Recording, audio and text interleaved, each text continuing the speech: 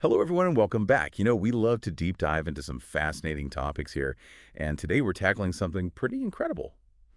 Yeah, it's pretty massive. Yeah, and timely too, especially for all you future IAS officers out there prepping for those UPSC mains exams. Yeah. This one's right up your alley. Definitely, especially if you're focusing on current events, particularly those sociocultural Yeah, aspects of India. exactly. We're talking about the Maha Kumbh, Right. the largest peaceful gathering in the world. Yeah, it's a cornerstone of Hindu tradition, and it's been making headlines. So we thought it's high time we break it down and see why it matters, not just for current events, but maybe even for your exams, too. So stick with us, hit that like button, subscribe, and if any questions pop up, just drop them in the comments below. We're always happy to engage with you all. Absolutely. All right, so let's get to it. Our deep dive today is based on a really interesting article from the Indian Express. And let me tell you, it's packed with insights. So, to kick things off, what makes this particular Kumbh Mela stand out? Why all the buzz now? Well, for starters, this is the first Maha Kumbh in the age of social media. That's a game changer, isn't it? Oh, absolutely. Just picture it. Millions upon millions of people all gathered at Prayagraj, sharing their experiences in real time. It's unprecedented. I mean, the scale of this event is mind-boggling, right? The article even uses that word, mind-boggling, and it's not an exaggeration. But with all the YouTube videos and Instagram posts, does it ever feel like it becomes more about the hype, than the actual spiritual aspect? That's a great question. And to be honest, the article does touch on that idea. It talks about this fear of missing out, the FOMO, and how social media probably amplifies that. Yeah, it makes sense. I can totally see how seeing all those incredible images and videos constantly popping up on your feed would kind of pull you in, even if you weren't necessarily planning on going. Exactly. It makes you wonder how much of it is driven by that deep-seated spiritual calling versus just, not wanting to miss out on the experience. It's a really interesting dynamic for sure. Kind of makes you think about the whole relationship between faith and technology in the modern world, doesn't it? For sure, for sure. But let's shift gears for a second. Let's talk logistics. Can you even imagine what it takes to manage a city that's built for, 1.4 million people? And then suddenly you have millions more pouring in every hour for weeks. It's a monumental task. There's no doubt about it. It's insane. But you know what's remarkable? The Kumbh Mela is incredibly well organized. The article even mentions how some foreign ministers who visited were just blown away by how smoothly everything ran. Yeah. One of them even called it a model for urban management. Can you believe that? That's wild. So we've got the massive scale, the social media frenzy, and this amazingly well-oiled machine of organization. But the article also points out some criticism, right? There's this idea that the Kumbh is becoming too structured, too rigid, and that it's losing its diverse, fluid spirit. Right. But then the author kind of pushes back on that criticism, calling it ill-informed. They even use this term, I have to admit I wasn't familiar with it, Semitization of Hinduism. What does that even mean? Okay, so to understand that, we need to unpack a couple of things. Yeah. First off, taking a holy dip in these sacred rivers. It's a common practice across a lot of different Hindu traditions. Right. It's not just limited to one specific sect or practice. And then there's this term, Semitization of Hinduism. It's essentially a critique that sees Hinduism becoming more like, say, some Abrahamic religions, more rigid, more rule-based. Yeah.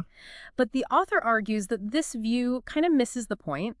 It misinterprets what Hinduism is all about, which is, at its heart, unity and diversity, and Sarvpam Samadar, equal respect for all faiths. So essentially, the Kumbh is really about embracing this whole tapestry of beliefs and practices that make up Hinduism, right? It's not about everyone doing the exact same thing in the exact same way. It's about that shared faith that binds them together.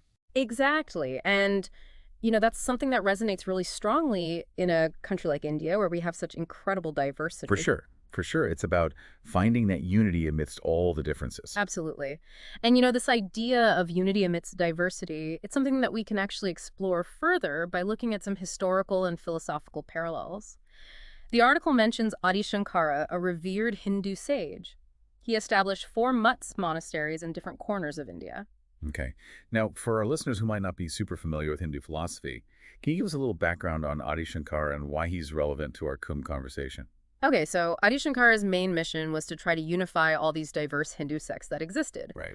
And to do that, he propagated this philosophy called Advaita Vedanta, which basically emphasizes this idea of oneness, the individual soul uniting with the divine, which, kind of ties back to that whole concept of finding unity amidst diversity, right? Yeah. So just like the Kumbh brings millions of people together from all walks of life, Adi Shankara was also all about finding that common spiritual ground, that underlying connection. Exactly. It's a fascinating parallel, isn't it? It really is.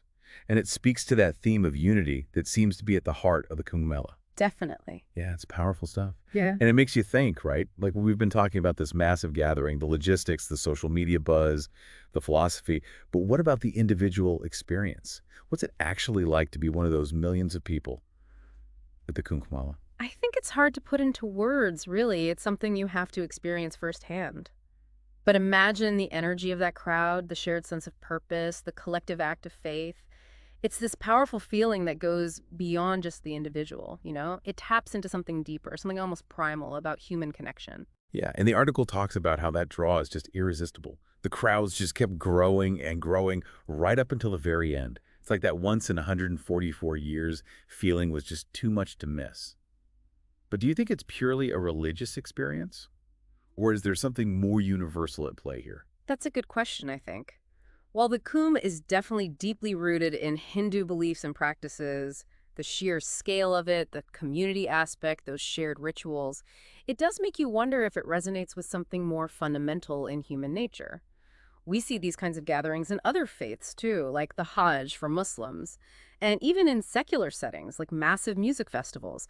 There's this inherent human need to connect, to belong, to be a part of something bigger than ourselves. And for our listeners out there who are gearing up for those UPSC exams, this is all super relevant. Yeah. The Kumbh Mela is like a perfect example of how religion, culture, even politics all intersect in India. Exactly. It's a living, breathing case study that could easily pop up in your mains exam. Absolutely. And it's not just about understanding the event itself, it's about those wider implications. Think about the administrative challenges, the economic impact, the environmental concerns, even the security measures. It's a multifaceted issue that requires a real holistic understanding. For sure. And speaking of comparisons, the article mentions other large religious gatherings, like the Arbaeen pilgrimage for Shia Muslims. But what struck me is that while those often focus on a specific sect or branch of the faith, the Kumbh seems to embrace the entirety of Hinduism. Right, and that's a key distinction. The Kumbh Mela really embodies that unity and diversity principle we talked about earlier. It's a testament to that inclusive nature of Hinduism, where different sects and traditions can come together and celebrate that shared faith. It's almost like a microcosm of India itself, you know, diverse, vibrant, and united by this underlying spiritual current. It's a beautiful image. And it brings us back to PM Modi's vision of the Kumbh as a global occasion. The article even suggests that it has the potential to become this symbol of India's soft power, attracting people from all over the world to experience this unique cultural phenomena. It's an interesting idea, isn't it? Imagine the Kumbh Mela on a global stage, showcasing the richness and depth of Indian culture and spirituality to a much wider audience. It could be a powerful tool for promoting understanding and fostering cross-cultural dialogue. But it also raises some questions, right? Like if the Kumbh does become this global occasion, how do we make sure it keeps its authenticity? How do we prevent it from becoming just another tourist spectacle? That's a crucial point. Striking that balance between preserving tradition and meeting the demands of a global audience is a delicate act. It requires careful planning, mindful execution, and a deep understanding of what makes the event so culturally significant in the first place. Absolutely.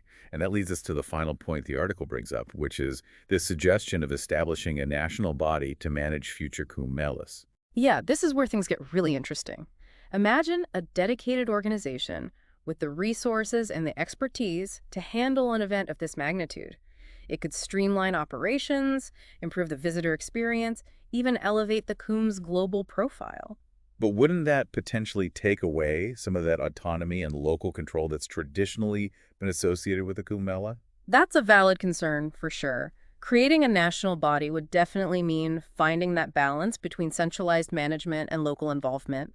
It would require collaboration, coordination, and a deep respect for those traditions and customs that have shaped the Kumbh over centuries. It's a complex issue with a lot of different angles. And for our UPSC aspirants out there, this is exactly the kind of multidimensional topic that could make for a killer essay. You've got the historical and religious significance, the administrative challenges, the sociocultural impact, the potential for global outreach. It's a gold mine of ideas. Couldn't agree more. Yeah, it's amazing, isn't it? How something so steeped in tradition can spark such a wide-ranging discussion. It really shows you how relevant events like the Kumbh Mela still are. I mean, in a world that's constantly changing, these gatherings give us a sense of continuity, a connection to something ancient and profound. Like a touchstone. Yeah. And for our listeners out there who are hitting the books, getting ready for those UPSC exams, remember, the Kumbh Mela, it's not just some cultural spectacle.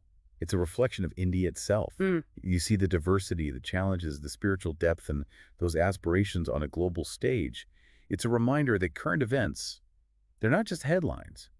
They're opportunities to understand the complexities of our nation. Exactly. When you're analyzing current events, think about what's underneath, the historical context, the cultural nuances, the socioeconomic factors, the political implications. It's all connected. It's like peeling back the layers. Yeah. So as we wrap up our deep dive into the Maha Kumbh, we want to leave you with a thought-provoking question. If the Kumbh Mela really does become this global occasion, how will that shape its future? Will it be able to hold on to its unique character? Or will it have to change to accommodate a more international audience? What are the potential pros and cons of that kind of shift? Big questions. Yeah. No easy answers. But they're definitely worth thinking about, especially as we navigate this intersection of faith, culture, and globalization in the 21st century. So what do you think? Share your thoughts and insights in the comments below. We love hearing from you. And remember, this is just the start of the conversation. There's always more to explore, more to learn, more to discuss. A huge thank you to our expert for sharing their incredible insights and helping us navigate this fascinating topic. We hope you found this deep dive informative and engaging. Don't forget to hit that like button if you did, and subscribe to our channel for more thought-provoking discussions just like this one. Until next time, keep exploring, keep questioning, and keep diving deep.